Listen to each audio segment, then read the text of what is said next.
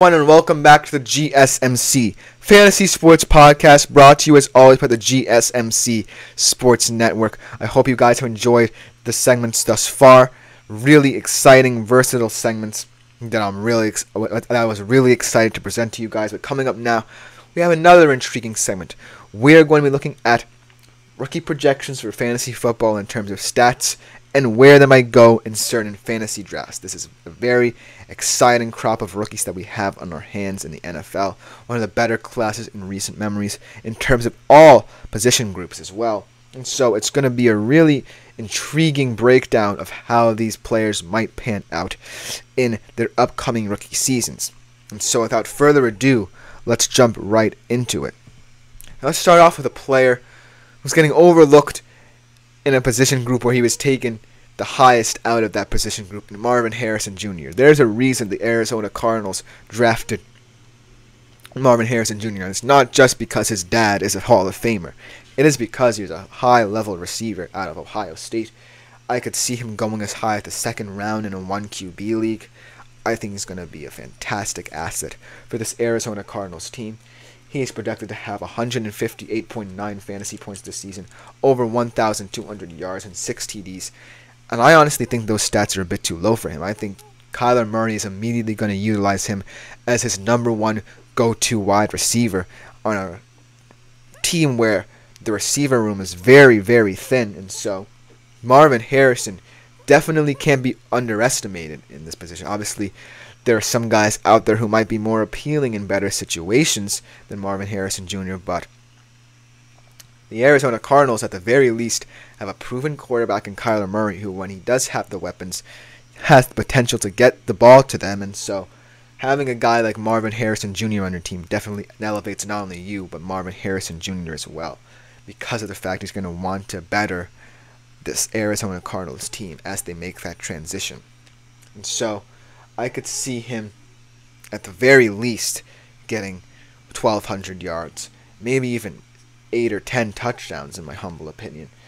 And in terms of Superflex League, I could see him going third round, obviously, because different positions are at a different premium in the Superflex Leagues, and he could also get, like I said, over 8 to 10 targets a game to get him to that high touchdown total and that high yards total as well. So look at Marvin Harrison Jr. Do not sleep on him. And then another receiver who I think a lot of people are going to give a look at, but definitely has a much worse quarterback situation, is Malik Nabers. Obviously, he's going to become immediately one of the best receivers Daniel Jones has ever had at his disposal.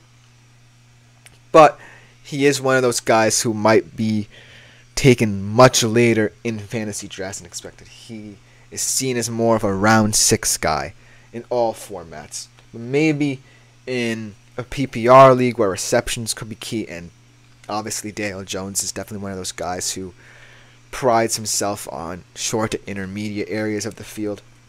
Maybe in PPR leagues he could step up and be closer to a 5th round pick. He is projected to have 129.3 fantasy points next season. He's also projected to go over 1,000 yards at 1,002. He's projected to have 5 touchdowns, obviously a little bit lower than Marvin Harrison Jr., but that of course is due to the quarterback situation there. But Malik Nabers can be a very interesting, volatile pick. I think he can sit on your bench for a couple of weeks. You'll see how he plays under Daniel Jones. And then if he has a couple of nice games, maybe you roster him. But right now, he's an unknown commodity, mainly because of the fact we haven't seen the whole rapport between him and Daniel Jones just yet. And we're going to have that question answered as the games progress. And so Malik Nabers, while I really like him, he's an interesting prospect. He's definitely one of the better receivers in this draft class. I don't know if he's in the best situation to thrive early on in his rookie campaign because of Daniel Jones. And so that is why I think we are going to leave that wide receiver position group be for just a minute. Let's look at the quarterbacks. The quarterbacks obviously don't get talked enough about in fantasy, and so I just want to give them their due process right now, because this is one of the most talented rookie classes we had in a while in terms of quarterbacks. Obviously, you have guys like Caleb, you have guys like Jaden Daniels, even lowering guys like Drake May and J.J. McCarthy, and then kind of more projects in Michael Penix Jr. and Bo Nix, who are really interesting propositions in a league that's definitely shifting to a younger mindset in terms of the quarterback position. You want to get younger at the quarterback position, and so many different teams want to do that. So let's look at Caleb Williams, obviously in one of the better rookie quarterback situations right now in terms of the weapons he has at his disposal. He has DJ Moore, he has Keenan Allen now, and he also has Rome Odunze drafted alongside him as well at the number 9 overall pick. So he definitely has all the assets to thrive. The question is, what will he do with them? And so, looking at his projections for this year, he's projected to average 282 fantasy points this year. Not that bad. Kind of puts him in like the QB 13 to 15 range, if I'm being honest with you. He projected to have a 24 to 11 touchdown to interception ratio. He's projected to go over 4,000 yards, which is huge for a rookie quarterback. And it's mainly down to those expectations people have of him immediately stepping into the Chicago Bears system under, many different guys who want to help him and progress this offense. I think that he might be in shaky hands under Matt Eberflus. He's a more defensive-minded kind of guy, but Caleb Williams definitely isn't a quarterback who's just going to be a systems guy who just distributes the ball come what may. He's going to want to throw the ball far down the field and get all these receivers involved. I don't think Caleb Williams is going to go quietly into the night in his rookie campaign. I think he's going to come out swinging and guns blazing. And so, Caleb Williams, while I wouldn't necessarily take him, definitely not in a super flex league because you don't want to risk that second QB pick on a rookie this early on. In a 1 QB league, he might be a nice little backup QB option. I could see him going in the mid, 3rd, 4th rounds. I definitely don't think he's going to be as high as other quarterbacks because we don't know what he is yet. And also in a rookie class that's kind of crowded at the QB position, who knows. So let's move to the next rookie quarterback who people are all abuzz about. Jaden Daniels, obviously a breakout season at LSU, vaulted him to that 2nd overall pick in the draft. And he comes into a Washington Commanders team that might be a bit more unexpected than people think. They definitely have a structure they are building on the offensive side of the football that I really like. They added Austin Eckler. They already have 2 fantastic young receivers in Terry McLaurin and Jayon Dotson. They have a solid tight end in Logan Thomas. So Jaden Daniels is also set up for success early on in his career. Looking at his projections, projected to have 207 fantasy points.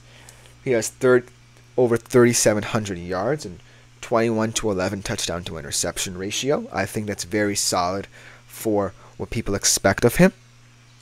And also, one thing he certainly has over Caleb Williams is his ability to run the football. Obviously, Caleb Williams runs the football, but more in a way to scheme people open. He's not running to get yardage. He's running to find people down the field, whereas Jaden Daniels runs to take off. And so that can definitely add upside to him, but also he becomes more risk to turnovers. So Jaden Daniels is also one of those flyer guys where I think he's going to put up major numbers, huge, gaudy numbers early on in his career. But also, due to the risk of running the football with your quarterback, he might be prone to turnovers, especially in a much more physical league. Whereas in the SEC, obviously you had that kind of NFL-level defenders bearing down on you.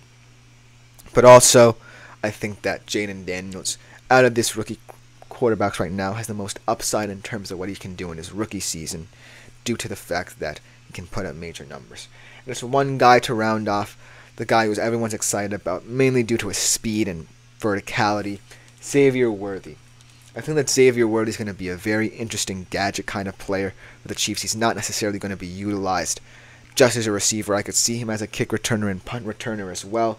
Projected to have over 843 yards, only 4 touchdowns, but 62 receptions and 120 fantasy points overall. As you can see, I think that people are kind of concerned because obviously speedy receivers in the past have not necessarily panned out in the NFL. But Xavier Worthy is unlike any fast receiver we've seen in recent memory, because he can route run as well. He's not just pace. He's not just go and post routes. He is a route runner as well. He can run any concept on the route tree. So look for him and Patrick Mahomes to develop a nice little rapport, maybe a bit later in the season.